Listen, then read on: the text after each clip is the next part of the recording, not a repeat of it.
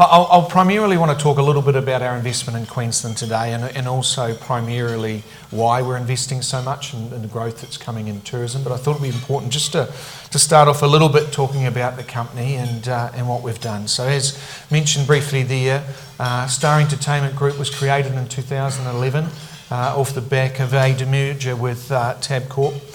A real focus was put on investing into our assets over that next period of time. So our asset in Sydney, the Star Sydney, went through a near $1 billion transformation in those first few years and has been benefiting significantly financially off the back of that over the last 5 or 6 years.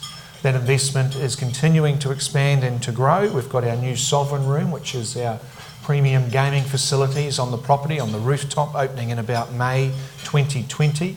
It's one of those investments we're very excited about. So we've proven over a period of time, as we continue to invest in Sydney and grow the assets, we're able to then leverage them and make the returns off the back of that, and are very confident in what will be achieved in Sydney over the coming years. My focus today will focus a lot more on the Queensland assets, and thanks for mentioning those. We've got a big focus at the moment on investing and developing those assets. The Star Gold Coast over the last 5 years has gone through a significant transformation of what was Jupiter's to what it is today, and I'll cover a little bit more about what's in the future. But we've gone through and literally upgraded all our existing hotel rooms and launched the Star Grand Hotel. All our bars and restaurants have been completed, and we've also opened the Darling Hotel. Just over $500 million has been invested at the coast over the last 5 years. The Sheraton Mirage is a property that we're very, very excited about and bought with our partners, Chow Tai Fook and Far East, a few years ago. Not a lot I'm going to share on that today, but just to highlight, we see that as one of those great assets where there's a location on the beach. Not many beach hotels across the whole Australia are right on the edge of the beach. We've got the Spit Master Plan that's going to hopefully be endorsed by the government very, very shortly, which will allow us to then explain and talk more about our investment plans at the Sheraton. And we've been operating the Gold Coast Convention Centre for the state as well. But most of our focus and attention at the moment is on our Star Gold Coast and what will be Queen's Wharf here in Brisbane. Before I touch on that, just a bit about the scale. So Star Entertainment Group's valued at about $4.5 billion and investing more in those assets, as I've touched on. We have about 9,000 employees, about 4,000, just over 4,000 of those based here in Queensland, working primarily in southeast Queensland.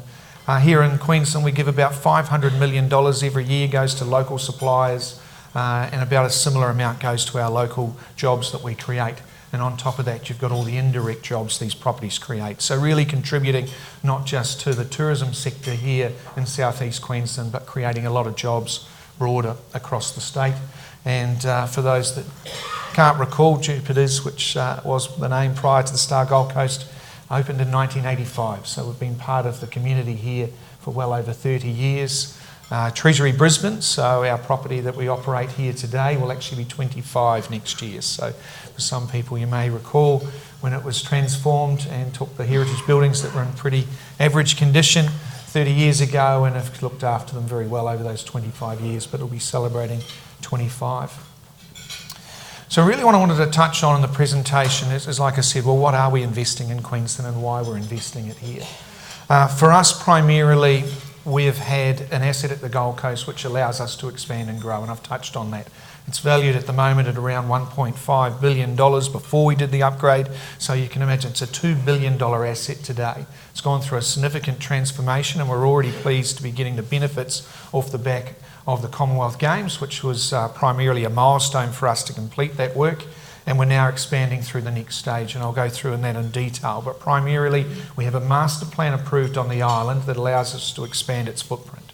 The island is about 6.7 hectares, so if you're not quite sure when you go down there is the development opportunity for 5 additional multi-use towers on the island.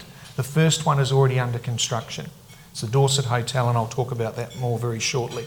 So a $2 billion master plan. So primarily takes that asset, if we go through and progress the whole development, to be overvalued at over $4 billion.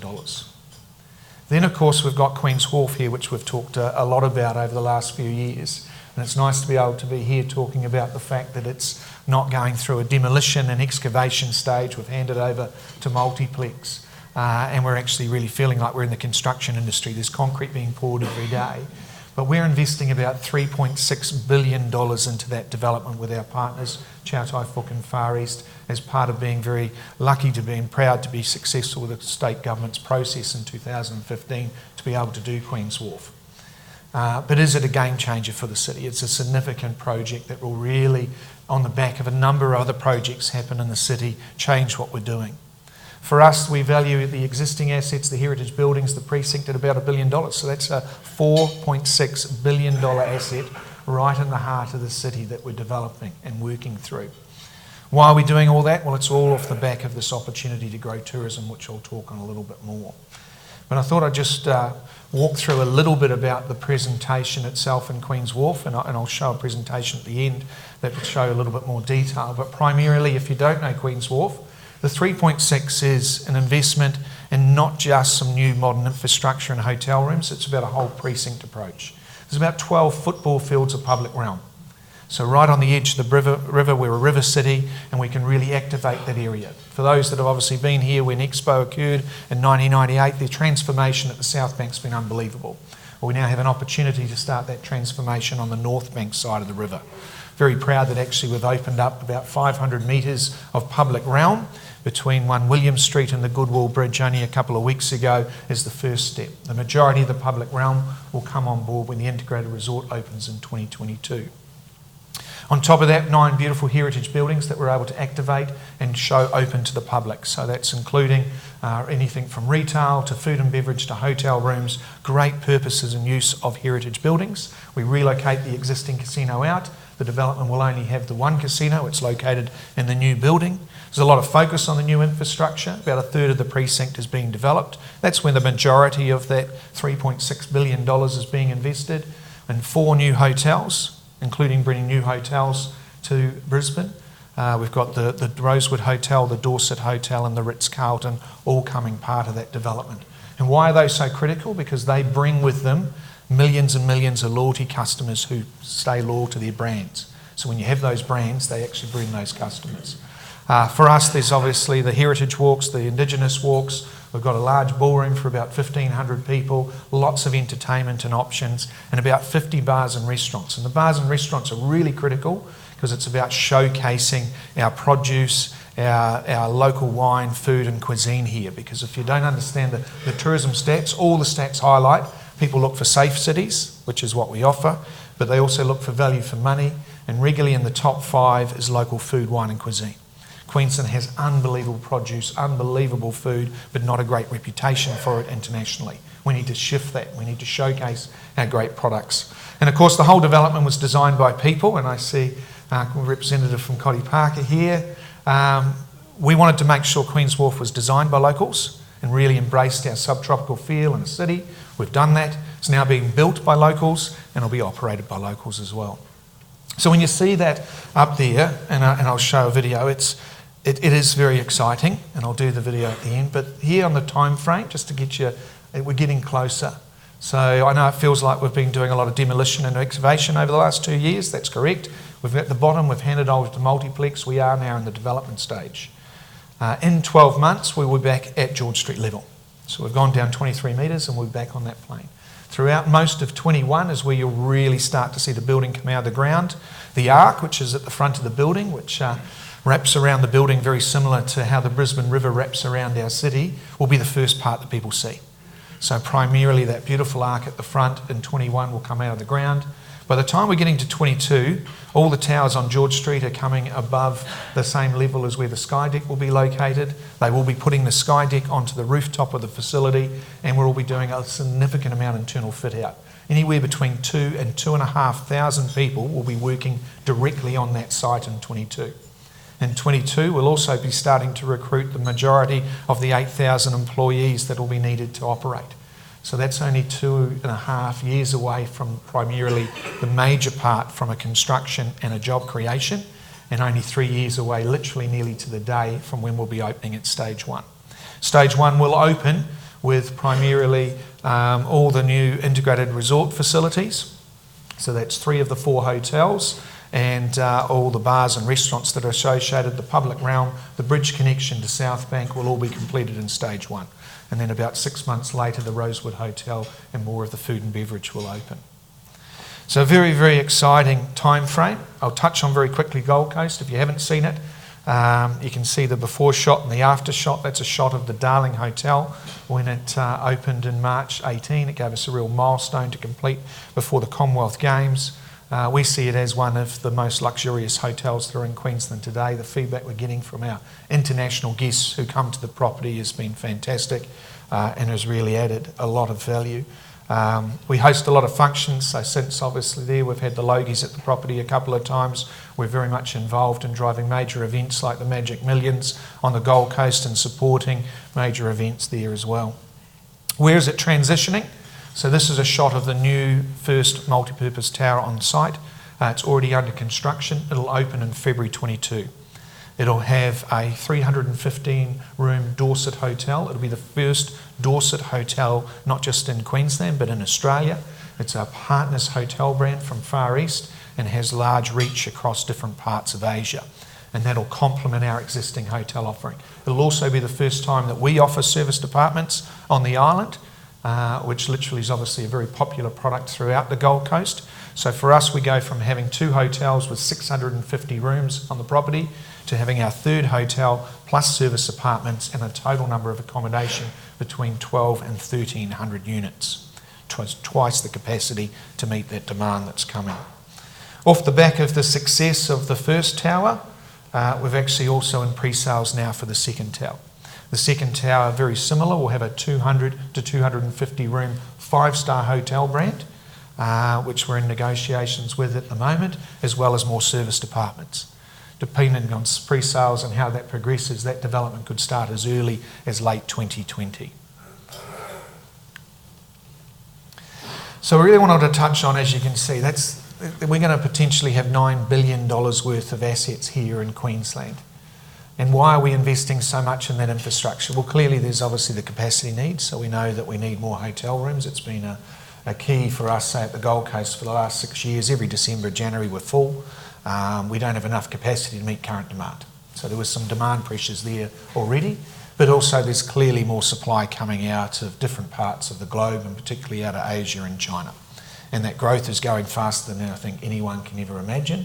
And while there's been a little bit of talk about things slowing down, I don't think the tourism numbers coming out of China are going to slow. That middle-class Chinese group is growing. I think it's something like only about 10% of people in China have a passport today. There is just going to be more and more visitation coming out of different parts of the world. But it's a very, very competitive market. Every city around Australia is looking at the opportunity to grow tourism. Every city around Australia sees the opportunity, particularly out of Asia and China. But then you go global, every other country around the globe is seeing what this opportunity is. So the real key is this is a great opportunity for us to progress and develop, but we need to make sure we understand that market well, know what they're looking for, and to be quite honest, challenge as a whole industry what we're not delivering that they need to have. And then as an industry, and particularly for us at Star Entertainment, what part can we play in delivering that? And for us, we see a key part is delivering in the high-end hotel accommodation. We need more hotel capacity to meet that demand, so that's where we're investing. We need more experiences which are more authentic for the guests to be able to enjoy in the regions that we're operating in. So we're partnering with others to create those experiences. So for us, we understand where the opportunity is, but we also know that we need to work on that together.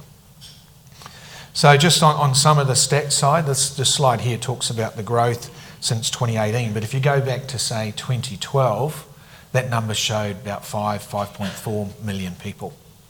So it's nearly gone up just over 50% in the last 6-7 years. Expected to go up again to 15 million by the time we get to 2027. And we use 2027 primarily because that's when a lot of our assets are coming on board, but you can see the growth trend is there. When you talk about the actual, particularly out of China visitation, you can just see here the shift from 2005 when you're talking about 270,000 to 2027 when you talk about 3.9 million. So the wave of people that are coming to travel, they're wanting to come to Australia, they're wanting to be able to visit. But again today, that number is like 1% of the Chinese tourists that are travelling globally. Australia's not getting this significant above market share, this is a small piece of a really big bucket.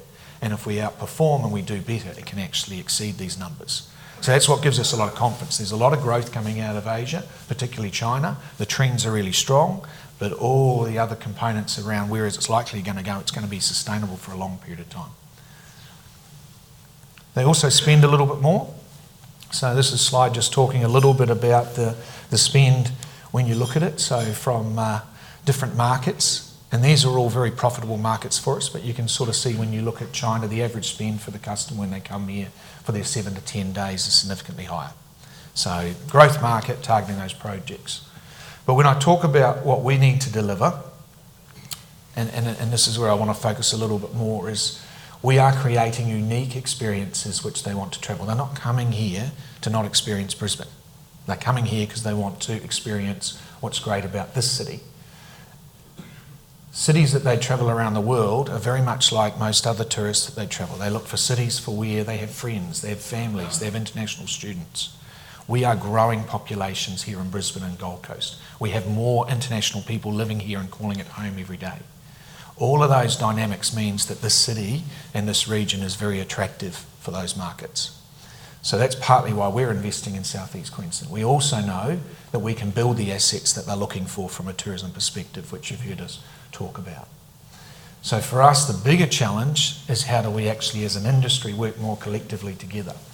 Because the reality is we are not competing Brisbane versus different parts of the world. We're not competing Gold Coast. It's actually the whole South East Queensland. The Queensland story has to compete with these destinations. People are making choices to invest in a region, and we need to therefore collectively work together to make sure we grow that market share. So what does that mean? That means us having partnerships with Tourism Events Queensland, with the Brisbane Airport, making sure we're all leveraging more tourism to come here. For us, it's about $4 billion plus assets working together, showcasing, extending stay. So for us here, by creating what will be Queen's Wharf and the large Star Gold Coast, we see them as two assets that complement each other, where we want to extend the stay between both regions. We want to build and help work building a more event calendar here in Queensland to be able to drive more visitation. Our competitive sets are New South Wales, they are Victoria, they are New Zealand, they are other parts of Asia. And we're trying to understand how we can help drive an industry to deliver it. We're investing significantly, but at the end of the day, that alone won't drive the success. So what you'll see from us is hopefully a lot of confidence in tourism in Queensland, tourism in Australia, a lot of investment in our assets to deliver that, but also a real focus on making sure we work and partner with different organisations to really leverage our market share and grow the pie for the state. I want you to think about some of the assets that are available coming on board in the next 2-3 years here in Brisbane. We're going to have a second runway with more capacity than any airport in Australia, with no curfew, driving more flights. We've definitely got investment from state and councils and infrastructure like the light rail and the Cross River Rail. These projects are very, very positive for us. You've got other hotels coming on board. So it's not just Star that's very excited and confident about tourism in Queensland. There's a lot of other organisations. But you'll see us playing a real leading part and are very confident and very excited about the growth that we have.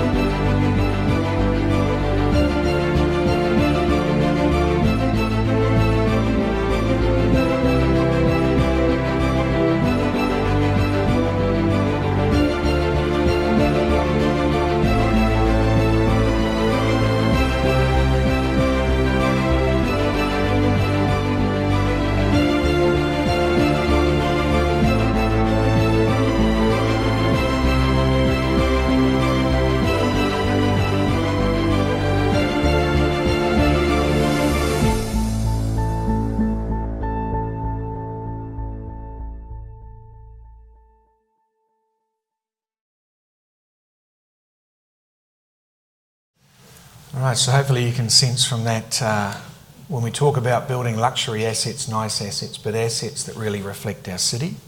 And certainly I can see what the designers have done there to really showcase our subtropical city. Designed by locals. It's an asset that's designed for locals to love to come to, but also to attract more interstate and international people to our city. It's what we're trying to achieve in each of our 3 cities as assets that showcase the local spirit of a city. And we are unbelievably excited about the next 3 years, building these luxury assets for locals and everyone to enjoy. And November 22 is not that far away, so look forward to sharing it with you very shortly. Thank you.